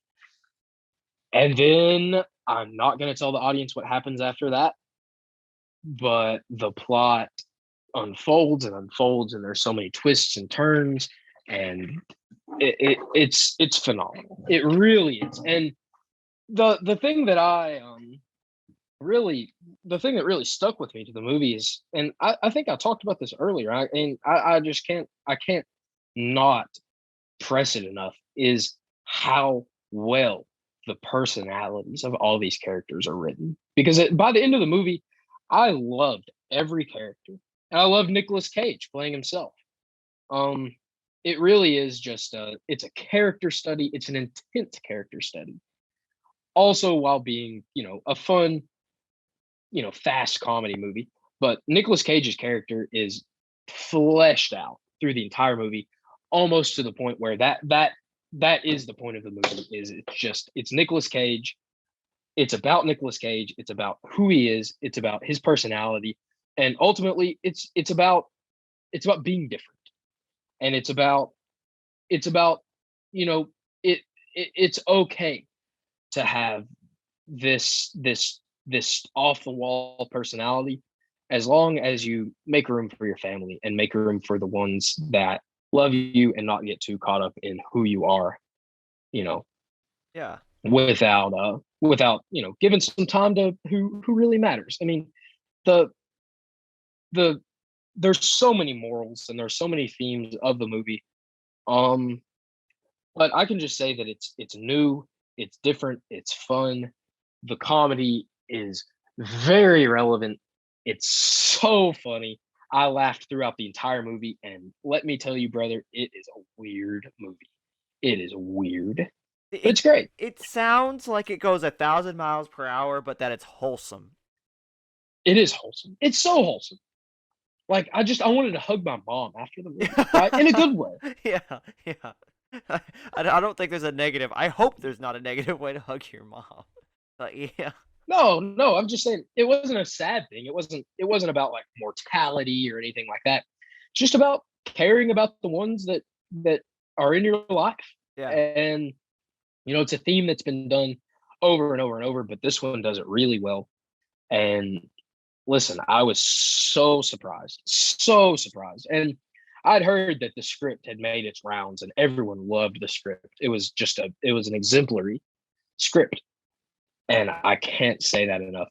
I want to buy both the scripts of the Northman and this. I want to have them in hard copy, because there's a lot to learn from this script and how to create a compelling, fast, twisting narrative. yeah. Um, for those that are interested, I'm definitely interested. And it's something that if I get the free time between trying to find the next movie that we're gonna do next week, Unbearable Weight is out in theaters right now, hopefully near you. Go and watch it. That's the thing, is that like I don't feel like people go to watch movies for fun anymore, unless it's like what we talked about earlier. Unbearable only it is Franchise film. yeah, like it's fifth in the weekend winners, but it only made over 7 million, which in movie terms isn't a lot. So go watch it. It sounds like it's a lot of fun. I'm going to be giving my money to this film at some point, whether it's for this podcast or not, just for my enjoyment, just for what I've heard. Um, on that note, Cole, Yeah. Watch the film. I'm gonna rate it. that's about to say, give your rating out of whatever. You got to give what it's out of first. It's out of what is it out of? Have you ever seen Raising Arizona? A long time ago.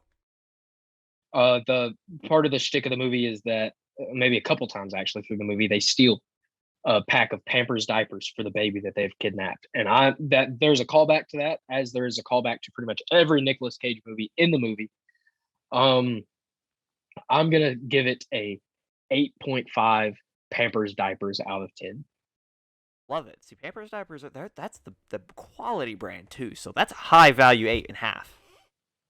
Well, I mean, I might have worn them as a child. I don't quite remember. Yeah. All right. Yeah. It sounds fun. Yeah. That's a high rating. We're gonna put these ratings in hard copy, but we're gonna find a place to put them so that you can see them all. Yeah. Oh, absolutely. Yeah. But unbearable weight of massive talent. I understood the hype going into it. Maybe the hype wasn't translated to actual gross, but this is going to be a movie that people talk about for a long time. Um, just sheerly because of its originality. It's an original film, and it's a masterclass in how to do a a buddy comedy, a buddy action comedy, and still make it poignant, still make it deep, as well as never sacrificing jokes. It never once sacrifices a way to make a joke.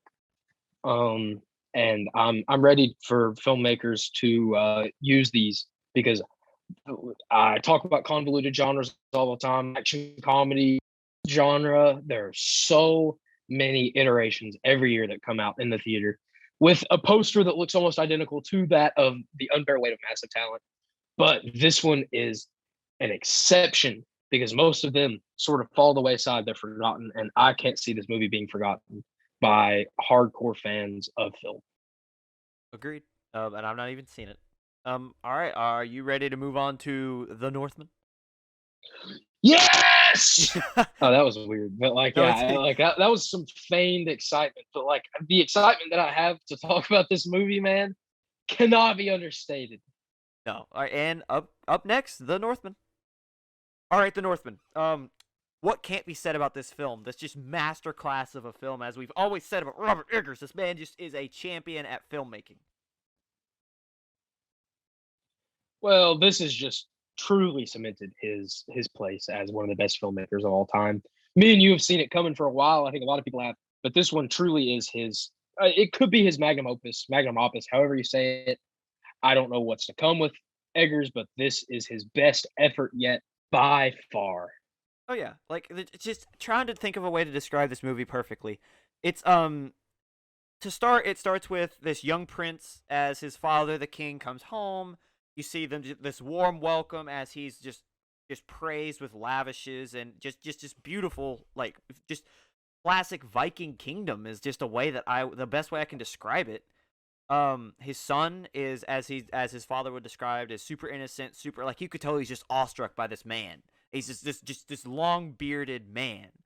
Um, and as the movie continues, the father, after saying his son is youthful, he decides to take him to what would you call this? Like an altar, like the place Sure. that they go, Well, like an underground altar kind of maybe place. not an altar.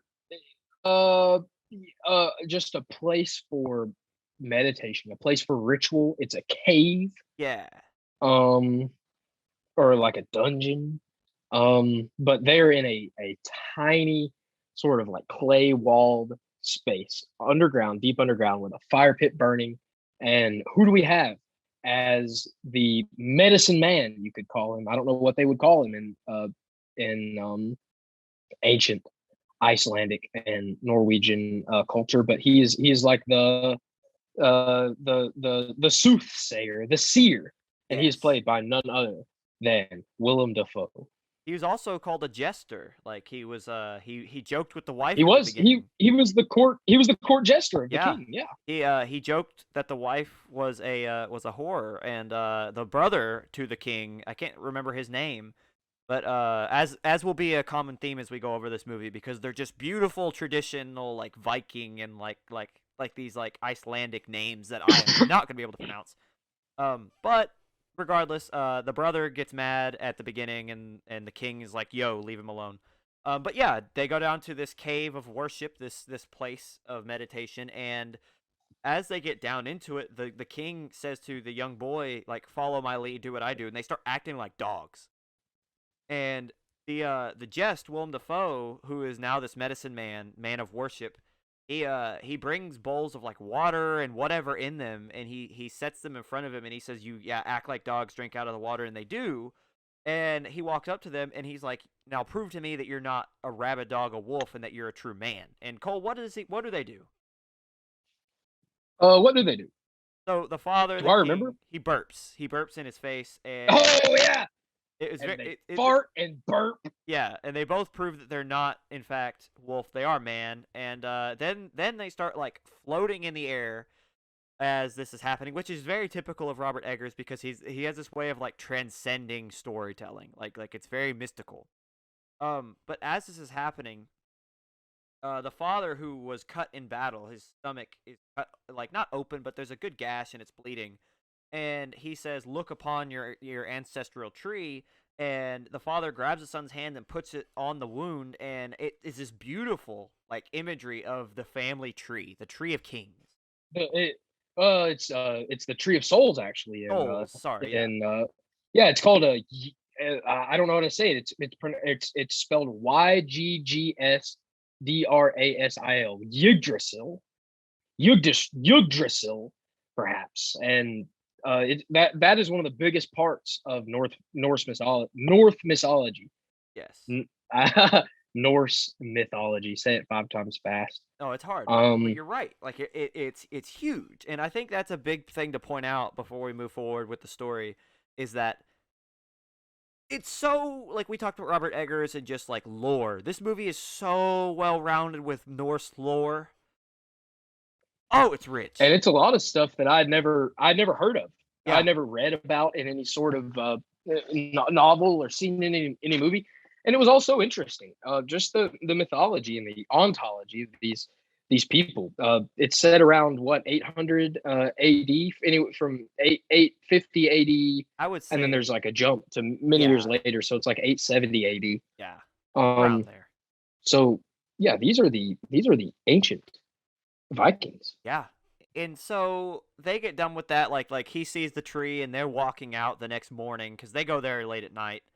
And immediately the king gets pelted with arrows, and these men with long spears come running out, and they eventually subdue the king, and none other than the king's brother runs up and is like, "Yo, the kingdom's mine." And our poor child, the prince, watches as his father gets decapitated.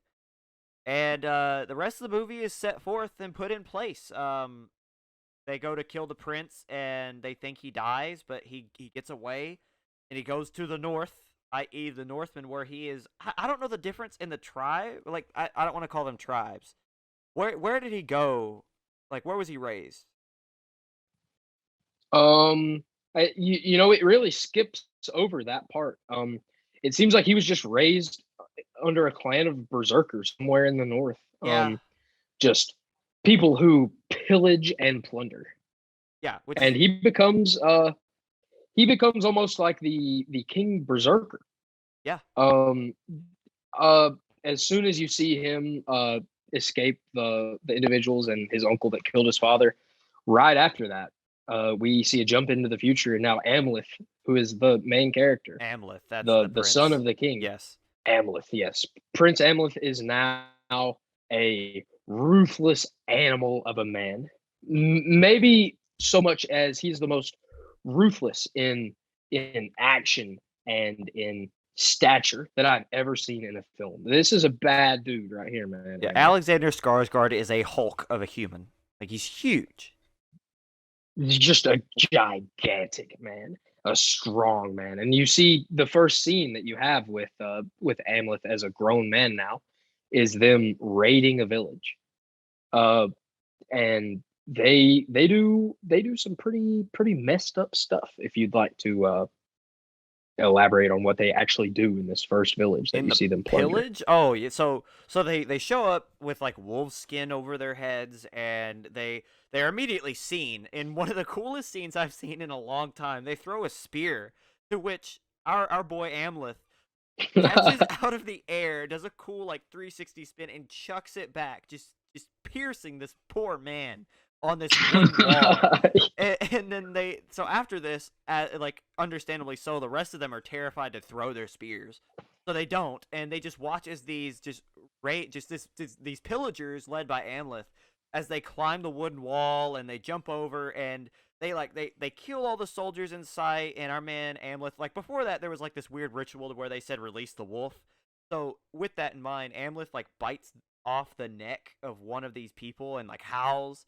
And the next thing we see after that is they have taken the village, and they're like ripping men from women, and they put like I think it was the elderly, the men, and the children in a building, and they proceed to burn Yes, they down the lock the building. door. Yeah, they burn, and Yeah, then they they put burn it. everybody. They put everybody in a big long house.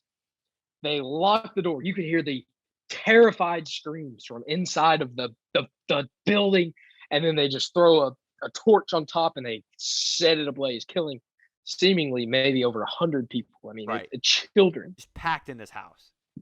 After Yeah, this, we see the rest of these pillagers as they bring in the women that they stole to do God knows what. And our boy Amleth, wanting nothing to do with this, he walks out and he goes to the building that was burned, and he sees, I don't even know what to call her, a witch, some sort of like another soothsayer. Her eyes are covered, and she talks about how she lost her sight, but she can still see.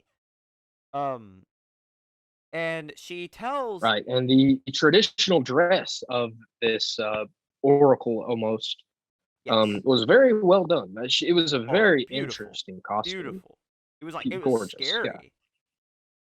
But Oh, terrifying. a detail we passed over when Willem Dafoe, when Amleth was with his father in the underground cave, when the father, like, he's got the wound on his stomach. When he takes off the bandages and the son sees it bleed, Amleth starts to cry, and Willem Dafoe catches the tear, and like legit, as they're hanging upside down, like floating upside down in this room, Defoe catches the tear, and he tells Amleth, "This is the last tear you cry as a weak man. You'll get it back when you need it." So Right. then the rest And of the that, tears almost the sorry, go ahead. tear almost coagulates. It's a solid tear now, Yes, almost like a glass it's like, tear. yes, like it's like it exactly glass. So then the father dies, and Amleth runs away, and everything we've said happens. But when Amleth meets this oracle, this soothsayer, she hands him back the tear and says, "Remember, you have to avenge your father. Here is what's going to happen." She says that you will get your vengeance on a river of fire, and then she disappears. Yes. Oh, she also She's gone. says there will be a Madam King, Right. which is super important. Yes. Very important. So after this, they have this tribe of people. They have all those that remained uh, as slaves that they didn't kill, and they're boarding them on a boat to send to the same kingdom that his uncle had taken from his father after killing him, right?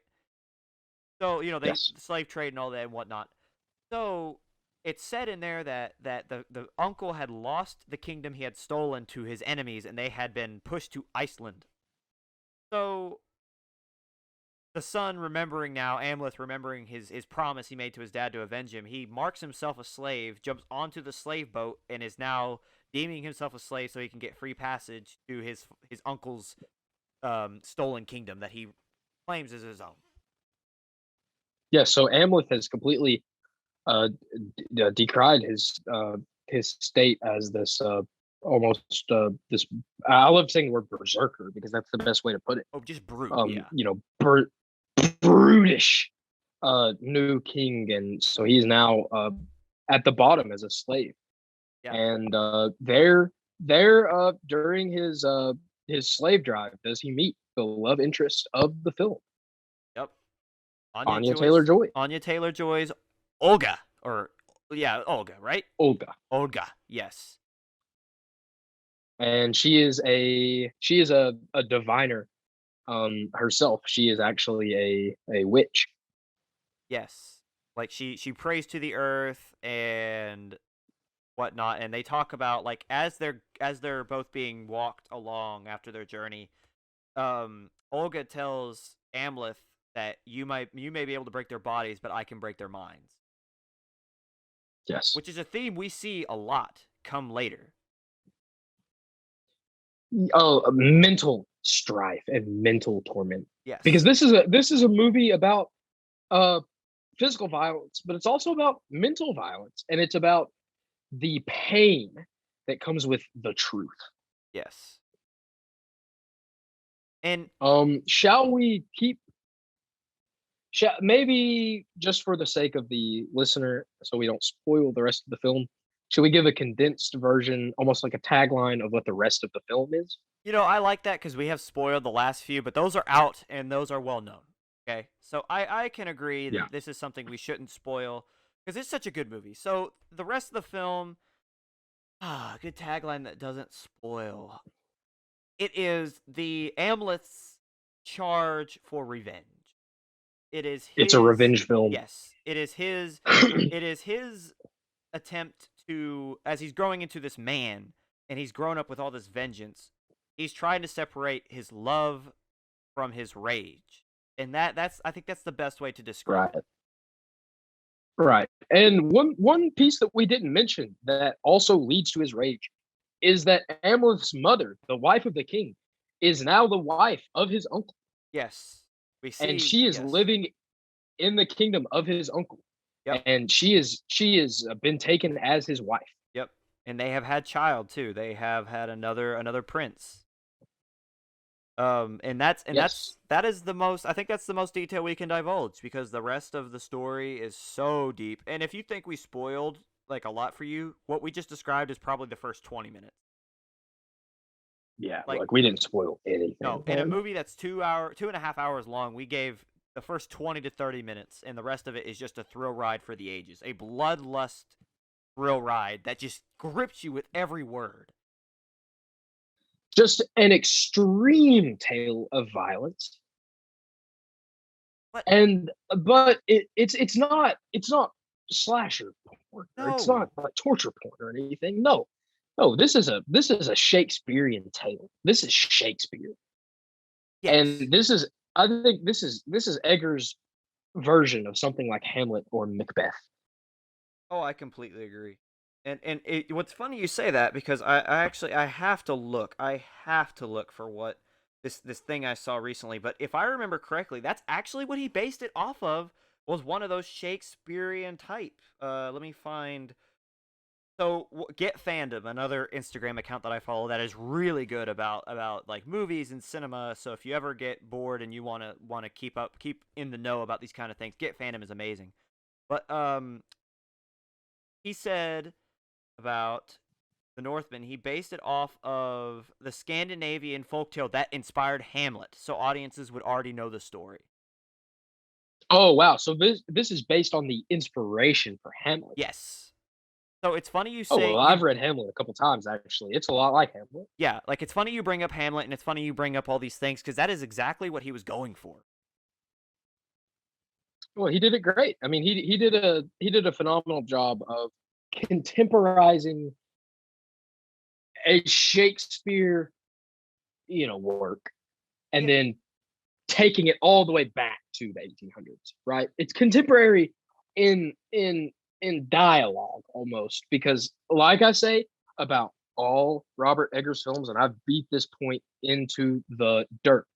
It is told in such language that anyone can understand it Yeah. while still remaining true to the cultural roots of how these sentences and how this dialogue might be pieced together. I think that is the perfect way to put it. Like this is why Robert Eggers will go down in my heart as one of my all-time favorite storytellers is because he doesn't sacrifice for the story. He says, "You're going to No, figure he it does out. not. If you're watching it, you're going to have to figure it out because this is how the story was told." And I love that brutal honesty. I love the enriching of the lore. And when you look at it, the thing that stuck out to me wasn't something that happened in the story. It was what happened in the post credits when I saw who co-wrote this. I cannot pronounce his name because it's super Scandinavian, but it's Sjorn, and I think it's pronounced Yorn. This man is a co-writer, obviously, of this folk tale that this originates from. This is probably what this guy grew up with. Like he knows this by heart. So Yeah, that's like Yankee Doodle to us. You know what I'm saying? yeah. Like we know it. So like the fact that Robert Eggers, he's so like we've described how he's so like committed. We talked about with Lighthouse how he was like, okay, I'm gonna find these dialects they speak with because that's the time that this was in, and I want this. I want this to be perfect. The Witch was the exact same way. Like they talked in that old pilgrimage type, and it's the same way here. And it's just it's beautiful to watch. You talked about a character study. That's exactly what this was too. Like it was beautiful to watch. It was like I called it a master class. If you are into cinema, you have to watch all of Robert Eggers' films. Yes. We're ending with this one. Start with the witch, Yes. go to the lighthouse, and then watch the Northman because that is the increasing order that they are in quality. They're all fantastic films, Yes. but The Witch is not the worst one, but it's the least best one. Then the Lighthouse, and then the Northman which I said, and I will say, I'll put it on my gravestone that The Northman is his best effort as of 2022. Oh yeah, it is his most ambitious. It is his like he went for all the stakes. Like he didn't hold back, and not that he held back before, but this one especially. And what's interesting is this is his first post A24 production. This was made by Focus Features. And if you would have told me it was made by A24, I would have believed you. I didn't know it was not A24 It's actually. not. I had no idea. It's not. That's exactly what I'm saying. Wow. And you know what that says to me? Because A24 is known for being like that picturesque style. You know what I mean? Like they're known Yeah, I for mean their they're visuals. right. I didn't like And this one, I mean, the use of depth and the use of landscape, especially color, landscape, all of it. all of it. I mean, the different biomes that they travel through, especially in his exodus as a slave, a new slave Oh to my Iceland. gosh. The God, I mean, it was breathtaking. It was some of the best landscape photography that Yes. I've ever seen in my life. I won't. Videography. I mean, I still refuse to spoil, but I will say this is super important because we talk about color and just all this. Any scene that he's with Olga Amleth, compare that to any scene where he is more vengeful. The oh color, yeah, okay, like especially, I don't want to. right, yeah. The I'm not going to say anymore because especially when he's with we can't Olga. spoil more plot. No, no, we can't. But that's all I'm going to You say know, because we I already thought that. described. Sorry, go ahead. Well, this is way off. I'm gonna say that the best performance in the movie, Alexander Skarsgård. I mean, he's the lead, and Yeah. sure, he is the best actor in this movie, and his role is masterfully played. I mean, he's a Skarsgård, right? There's like Yeah. probably, I don't know, 25 of his siblings are all actors and actresses, so you understand, where he comes from. But number two, I'm gonna say, which really, I mean, it didn't surprise me. Nicole Kidman as Amleth's mother was a real sleeper. She really surprised me. Throughout the movie, she doesn't Oh, do she was much. great. She's Yeah, but then she has a monologue almost at the end of the third act of the film, and her monologue is one of the most gut-wrenching, heartbreaking, painful things that I've ever watched in the theater. And Nicole Kidman, she always to me seemed like she was just a run of the mill actress. I mean, she's a great actress, but a movie that I has become probably top 5 films in that I've ever seen has been Eyes Wide Shut lately, and she plays the supporting role as Tom Cruise's wife in the movie, Wasn't that the very and last of the Kubrick the films? Kubrick films. Yeah. Yeah, man. And I'm gonna say, we'll go into Kubrick too because we have a lot to say about Kubrick. We do. Kubrick is where Kubrick is probably, other than maybe a few more contemporaries, Kubrick is my favorite director. I mean, I'm a big Kubrick guy, right? Oh And yeah. Eyes Wide Shut is my favorite Kubrick film. Interesting. It beats The Shining for me. See, Yeah, I'm not gonna ask why because that's something we'll talk about when we watch the movie. Um, but and go ahead, Nicole go ahead. Kidman I don't know why I'm sitting here talking about Eyes Wide Shut, but like I love Nicole Kidman, man. She's probably, I'm gonna say, my favorite actress now. See, and you're talking about actors you like. Obviously, Skarsgård takes the cake, right? Oh, by the way, the dad in this movie, the father to Amleth, is played by Ethan Hawke. I thought I Yeah. should point Oh, that Ethan out. Hawke. Yeah, he's great. Yeah, yeah, King Arvind. But He's married to Uma Thurman. yeah, yeah, yeah. The other guy or the other actor or actress in this film that I felt was just a masterclass, and I called I know I say rubber face, and that might not be super. That's not it's not demeaning, and it might not be super flattering. But after watching The Witch in this, Anya Taylor Joy, man, she is so She's good. the she is the actress of the 2020s. 20s, man. She's She takes the so cake, man. good. Like she like She's like the most popular actress in the world, man, because she's great. She's she so just good. like morphs in like it like her face doesn't change, but she just like morphs into that person that she's supposed to be. And I like it, like I totally would believe you. I don't even know where she's from. I'm about to look right now, but if you told me she was Scandinavian, I would believe you. She's from Miami. Well, actually, She's from she the doesn't play a States. Scandinavian in the film. She plays a Slavic A woman. Slavic. She's a Okay. Slav. Same Yeah. difference. Like at this point, like the fact that she is not from like Britain, and the fact that she's not from a Slavic nation, and she's not Scandinavian. Bro, Really, she's from that's Florida. what I She's said. from She's from Florida. Miami. That's what I said. She's from Miami. Like that's Bro. nutty to me because she is a U.S. born English actress who like I didn't know where she was from because she's so good at playing the character that she is like obviously her two biggest roles outside of the Queen's Gambit was in an Eggers movie, and I've watched two of them now. And so good, man. Like I know, like I obviously Nicole Kidman knocked it out of the park. Alexander Skarsgård is like it's great. This listen, if this movie isn't nominated for best screenplay, I'm going to throw something. Like I'm legit going to break a window with a brick because this is so good. I mean, we knew that this movie was going to be good, and we knew it was going in. We were like, yeah, this is probably going to be Eggers' best movie.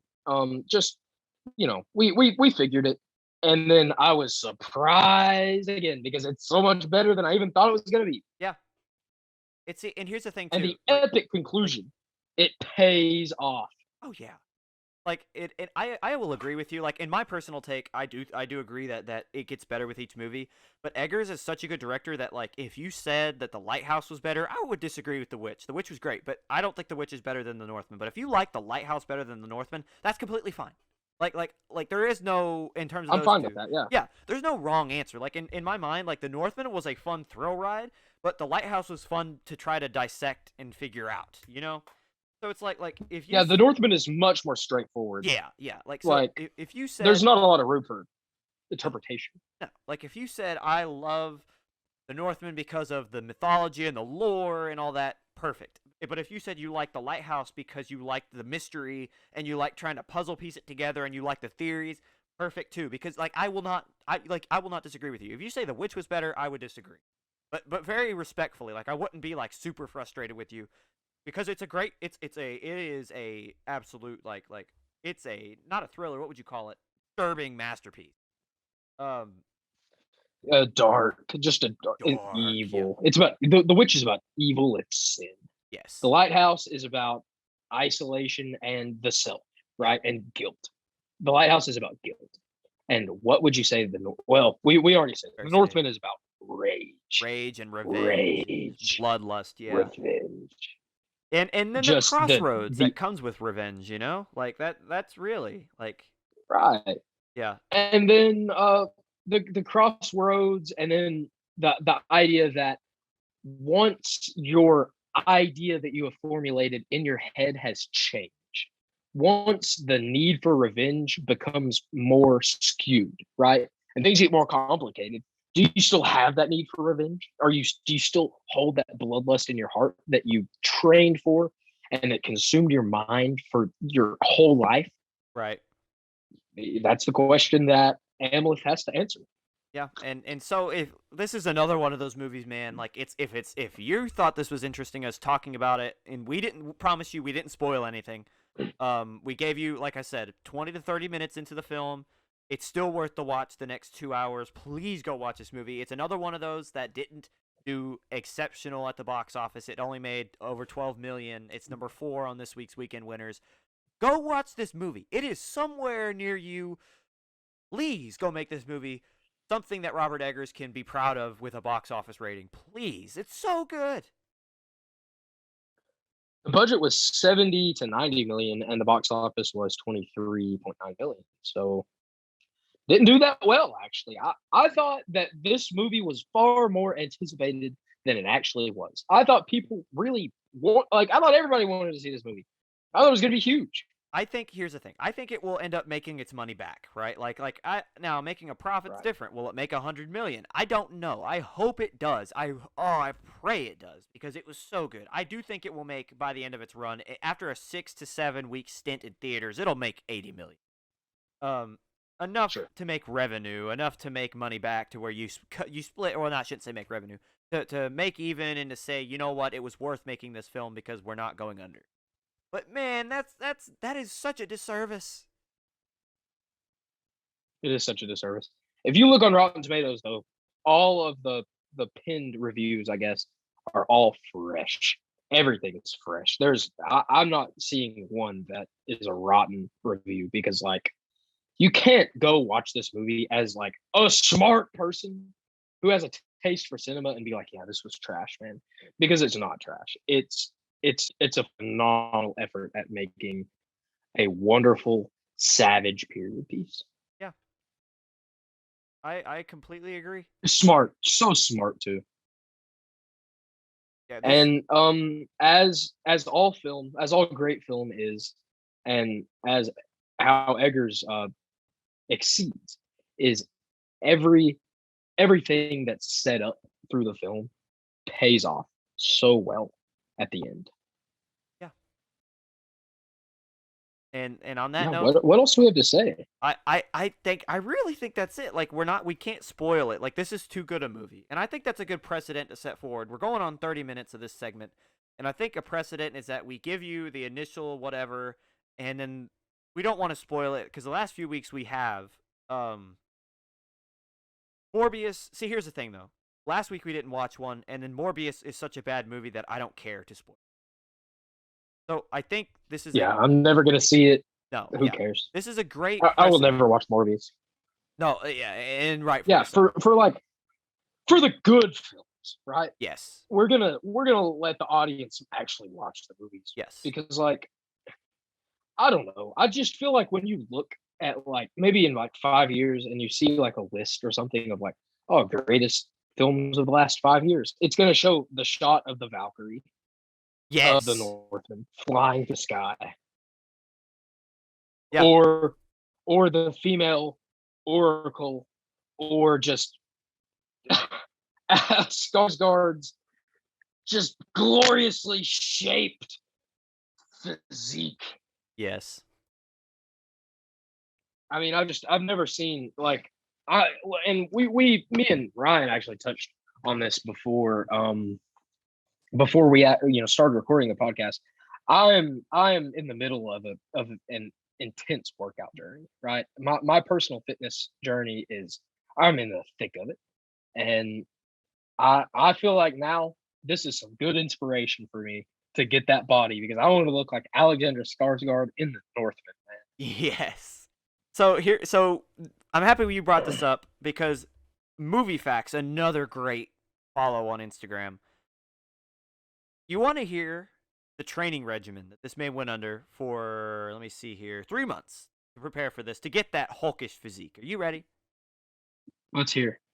He ate 2 to 3 times a day, or 2 to 3 hours per day. He ate every 2 to 3 hours to consume over 3,700 calories per day with 6 gym sessions a week for 3 months.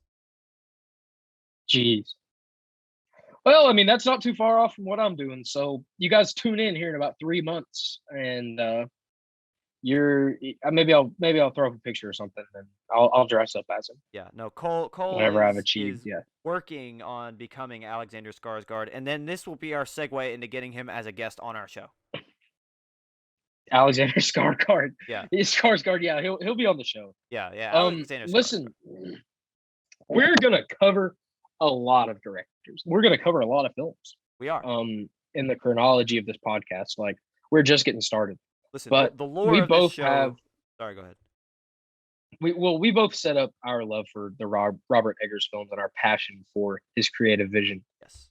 So one of these days, me and Ryan are going to meet Robert Eggers. Oh, it's happening. And we will let you guys know. Yeah, it's gotta happen. Listen, like if you could, yeah, it'll be an interview on the show. show With him and just dinner with him. Yeah. Yeah. Oh yeah. We'll interview him. Sure. We'll record it. Like it's not going to be a traditional interview. It's going to be exactly what you described. We're just going to roll the mics and just have a conversation with this. Yeah, because I want to know exactly what goes into making such fantastic works of fiction. Screw just talking with him. I want to co-write with him. I want to like write with this guy. Oh, me too. Yeah. Oh, also, let me go back. Since we're kind of just talking here. Since this is a film podcast, I've heard a lot of people talk about one film for a long time as being the best film of all time, and I didn't believe it. But when I went and watched The Unbearable Weight of Massive Talent last night, it was alluded to as the best film of all time a couple times in the movie. Paddington 2. The end of Unbearable Weight is them sitting down and just watching Paddington 2 as a family. Man, this must be some movie. Paddington 2. Because it has 100% on Rotten Tomatoes. It is the highest rated film on the website. And people people online just say that, yeah, you watch it and it's the best movie. It's the best movie made. And it's a sequel to the Paddington film. Interesting. I mean, all I know is that the 12th Doctor, Peter Capaldi's in it. I'll never stop plugging Doctor Who, man. Just go watch this stupid show. Uh, Okay, yeah. I mean, I've seen a few episodes. it's such a good show. But I know what it is. I've seen a couple entries in the series, and yeah, I like Doctor Who, man. Like, I remember seeing the first episode with it might be him. I don't know. It was like the first reboot Doctor where he's in like a oh, that's mannequin Christopher. That's hall. Christopher Eccleston. That is the very first episode. That's it's called Rose. Yeah, I remember seeing that and being like, yeah, I'm gonna watch this. This is like my new show, and then like I probably got busy or something. Well, I recommend it. I know that this is not a show podcast once again, but like, and not to discredit Paddington 2, because like it has to be some sort of movie for exactly all the reasons you said. It's I don't know why it's got a 100%. I never was interested in Paddington 2, but I guess it's worth the hype. Well, man, people say that it's absolutely phenomenal, and from what I see in like some screen grabs here, is that it takes a lot from a lot of other films. Really? Like, oh yeah, I'm seeing like I'm seeing Wes Anderson written all over this, and it almost like makes me think like, was this written by like or done by Wes Anderson's like son or something? Like, this is a Wes Anderson looking movie. See, it's written and directed by written by Paul King and Simon Farnaby, and it is also directed by Paul King. And I'm looking at Paul King. I want to know what else you've done. He is a 44-year-old man, graduate from the University of Cambridge from the U of K. And what other films have you? Oh, well, he's slated to direct the Wonka film with Timothy Chalamet playing a young Willy Wonka. Oh wait, that's him. Yeah. Oh wow. Okay, so if he's done Paddington too, maybe pretty good movie coming up, right? Yeah. I've always been a Wonka fan, man. I listen. Gene Wilder always been top 5 actors for sure. I love I love I love Wonka, man, and I'll probably see the Chalamet Oh, most Wonka because definitely. like he's a heartthrob, right? And like I get why people watch the Timothy movies, just because he's like, he's a great looking man. Phenomenal He's a actor too. beautiful guy. Yeah, phenomenal actor. That's what I'm saying. He's Like our some of the age. movies that I've seen him in are great. He's Yeah, he's a young guy. yeah. Hold on. Okay, two questions before we end the show because we're way off topic. I think it's pronounced Timothée. Timothée Chalamet. Yeah, is that? I'm pretty sure that's what his name is supposed to be because he's got the little accent. Bro, I will not ever call him Timothée. I might. Never. I It might will just never because happen. and I'm pretty sure I saw a clip from the Graham Norton show where Graham Norton asked him if it was supposed to be Timothée, and he said it's supposed to be, but he didn't care. Am I Yeah. remembering that So he correctly? doesn't care. Yeah. No, he's 26. He's a little I don't older know. than we are, but like still, like yeah, he's a handsome guy. Yeah. Have you ever seen Call Me by Your Name? No, I have not. Oh, it's a gay movie set in northern Italy in the 80s. Army Hammer and Timothy Chalamet fall in love over the course of the movie, and truly, it's a touching and wonderful piece of cinema. I couldn't plug it more. I mean, I've seen it a couple times actually. It's wonderful. It's a It's called beautiful Call Me film. Your Name. Call Me by Your Name. Call Me by Your Name. Okay, yeah, no, I'll give it. I'll definitely. I'm surprised you haven't heard of that. No, yeah, I'm not. I will throw it on the list. What's on the list right now? Paddington 2, Call Me by Your Name. There's another one we talked about today. Whatever, you'll remind me in the comments for sure. And also in the comments just for my amusement. If we get enough views, I want to know who's on the Timothée game or gang and who's on the Timothy gang. I want to know Team this. Timothy. Team Timothée. That's what I. Team Timothy. Timothée Timothy. Chalamet. All right, and Timothée Chalamet, if you're listening by whatever chance that is, first off, plug us. But second, Drop a comment, yeah, bro. drop a comment. Tell us how to pronounce your name correctly, and don't do any of that nice guy stuff. Tell us the truth. What's your name? Yeah. Yeah.